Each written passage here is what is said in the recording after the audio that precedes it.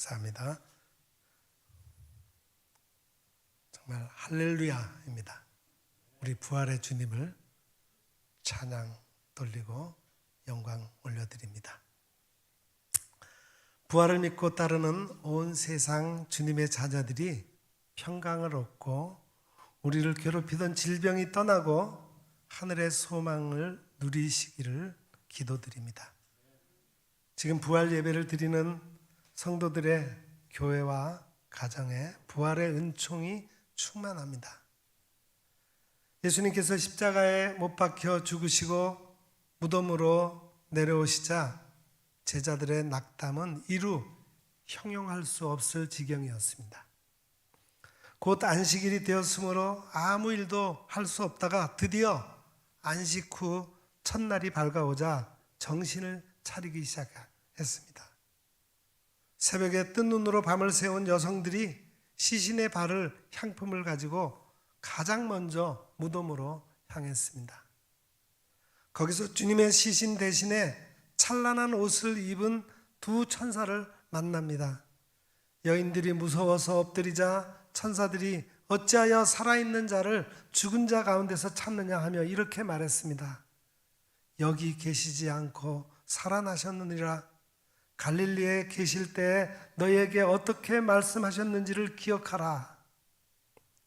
생각해보니 십자가에 달리시고 제3일에 다시 살아나야 하리라고 여러 번 예고하신 말씀이 떠올랐습니다. 그들은 놀라운 이 소식을 가지고 사도들에게 달려갔어요. 요한복음에서는 특히 막달라 마리아가 부활하신 예수 그리스도를 직접 만나 내가 곧 너희 하나님께로 올라간다 하신 말씀을 들었다고 했습니다. 막달라 마리아는 이 말씀을 제자들에게 전하고 모든 제자들과 함께 부활의 증인이 됩니다. 우리도 이제 주님의 다시 오실 날이 가까워진 이 시대에 부활의 증인이 되어야 할 책임을 맡았습니다. 오늘 골로새서의 본문의 말씀은 부활의 증인들이 해야 할 일을 명백히 밝혀주고 있습니다. 첫째는 부활의 증인들은 위의 것을 생각하라는 겁니다. 위의 것이란 땅의 것과 반대되는 개념으로서 하늘의 것을 가리킵니다. 위에 있는 하늘의 것을 일일이 열거하려면 끝이 없습니다. 여기서는 부활의 은혜와 관련된 것, 그리고 본문과 연결선상에 있는 것으로서 가장 중요한 위의 것을 찾아보기로 하겠습니다. 부활하신 예수님께서 의심과 두려움에 쌓여있던 제자들에게 내리신 처음 하늘의 것은 평강이었습니다. 이 말을 할 때 예수께서 친히 그들 가운데 서서 이르시되 너희에게 평강이 있을지어다 하시니 그랬어요. 이것은 단순한 인사말이 아닙니다. 십자가의 대속과 부활로 얻게 되는 진정한 하늘의 평화를 가리킵니다. 평강은 성경에서 평화, 평안, 화평 여러 가지 단어로 쓰이기도 하며 히브리어로는 샬롬, 헬라어로는 에이레네, 영어 영문 성경은 피스라고 했습니다. 너희에게 평강이 있을지어다. 이것은 위에서 내리신 하나님의 선물입니다. 오늘 본문과 연결되는 성경 말씀은 바로 뒤에 있는 골로새서 3장 15절에 있습니다. 여기 15절에 뭐라고 그랬냐면은 그리스도의 평강이 너희 마음을 주장하게 하라. 너희는 평강을 위하여 한 몸으로 부르심을 받았나니 너희는 또한 감사하는 자가 되라. 평강을 위한 부르심이라 했습니다. 이 평강 곧 샬롬은 정령 부활의 주님의 은총입니다. 세상에서 믿고 따르고 의지하던 것이 다 사라진 사람들에게 부활이요 생명이신 예수님께서 다시 오셔서 주신 것이 샬롬입니다. 이것은 영원한 생명의 선물입니다. 우리가 살아가면서 일이 잘 안 풀리고 돈이 없고 병에 걸리고 하는 일들로 걱정하는 것을 해결해 주는 그런 차원의 것이 아닙니다. 샬롬은 세상의 전쟁이나 분쟁뿐 아니라 나 자신의 마음의 갈등이 사라진 상태를 의미합니다. 그리스도의 평강이 내 마음을 주장하고 있는 것이 샬롬의 참된 모습입니다. 주님은 십자가를 지시기 전에 이미 이렇게 말씀하셨어요. 평안을 너희에게 끼치노니 곧 나의 평안을 너희에게 주노라. 내가 너희에게 주는 것은 세상이 주는 것과 같이 아니하니라. 너희는 마음에 근심하지도 말고 두려워하지도 말라. 샬롬이라고 하는 단어에는 완전하다라는 뜻도 있습니다. 완전한 평안은 모든 것을 회복시키시는 은혜로 우리에게 임합니다. 질병으로 고통받는 이들은 부활의 주님을 믿음으로써 병에서 놓여 온전한 평안을 얻게 될 것입니다. 우리 이웃과 형제 자매들에게 할 수 있는 대로 샬롬을 먼저 말하고 축복하세요. 오늘부터 우리가 보통 서로 만나서 인사를 할 때 그냥 안녕 그러는데 이제 우리 그리스도인들은 샬롬이라고 하는 단어로 바꿔서 한번 인사를 좀 해봤으면 좋겠어요. 상대에게 주님의 주신 평안이 임하기를 비는 마음으로 샬롬. 이 샬롬에는 누가복음 10장의 말씀의 의미도 포함되어 있습니다. 예수님께서 70인을 세워서 세상으로 보내시면서 이르신 말씀입니다. 너희가 어느 집에 들어가든지 먼저 말하되 이 집이 평안할지어다 하라. 만일 평안을 받을 사람이 거기 있으면 너희의 평안이 그에게 머물 것이요 그렇지 않으면 너희에게로 돌아오리라. 주님의 이름으로 평안을 빌면 샬롬이 그에게 머물고 만일 그렇지 않다면 그 샬롬은 너희에게 돌아온다고 하셨습니다. 기억해야 합니다. Return to you. 너희에게 돌아온다. 샬롬을 빌면 그 평안은 그에게 아니면 나에게 돌아옵니다. 주님의 평안은 이토록 아름답고 신비합니다.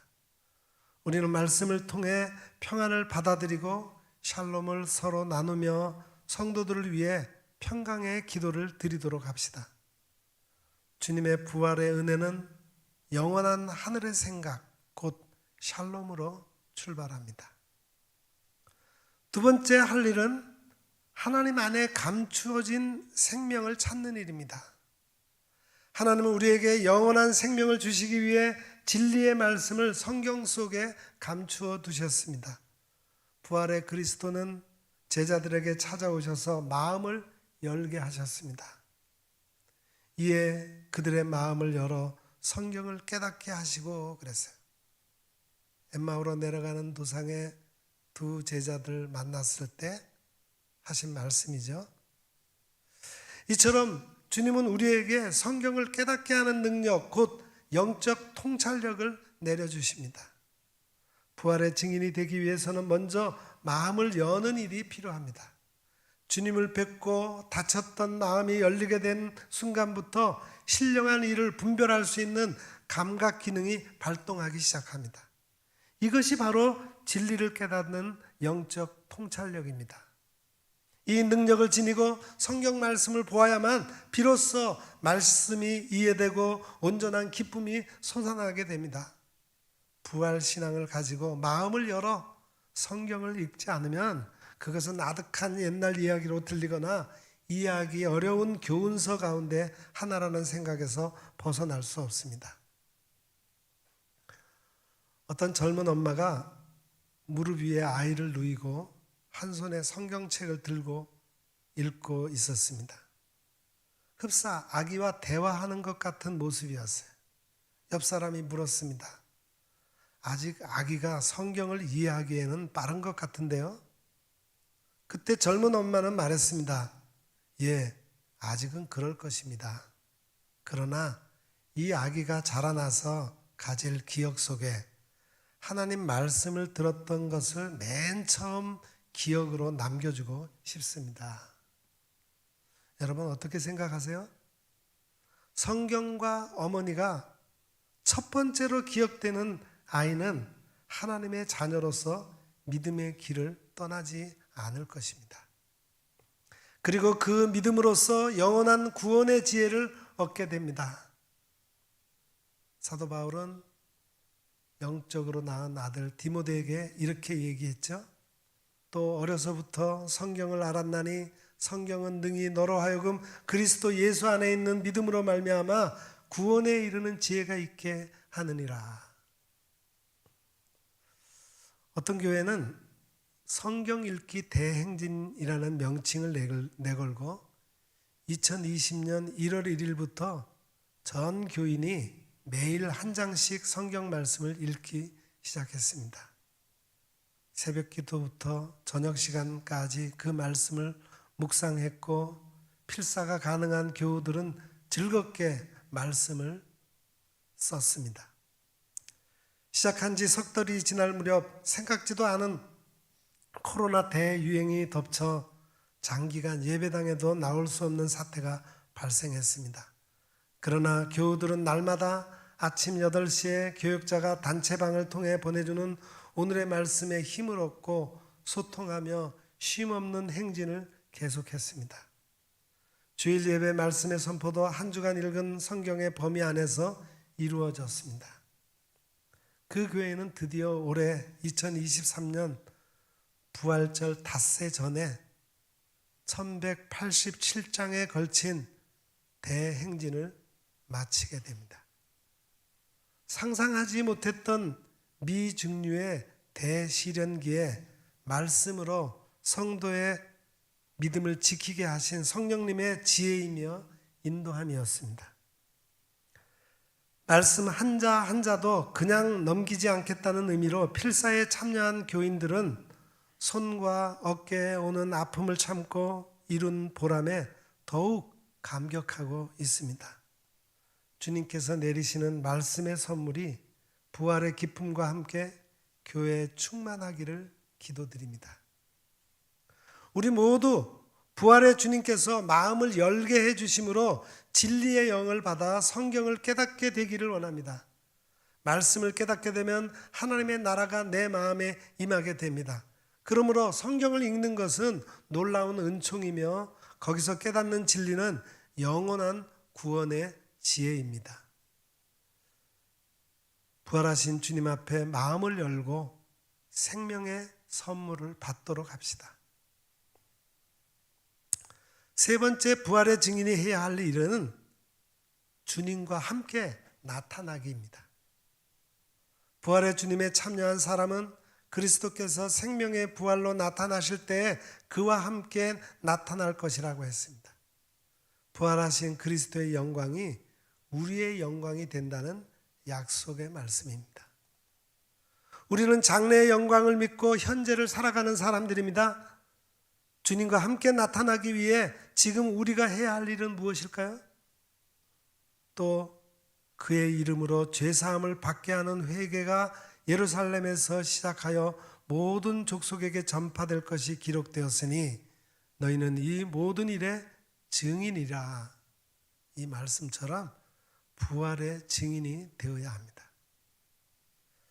증인이란 큰 책임이 따르는 이름입니다. 증인은 재판에서 재판 당사자는 아니지만 증거가 되는 위치에 서게 되므로 재판의 결과를 좌우하게 됩니다. 그러므로 그 일에 대하여 양심에 따라 정확한 증언을 해야 하는 사람입니다.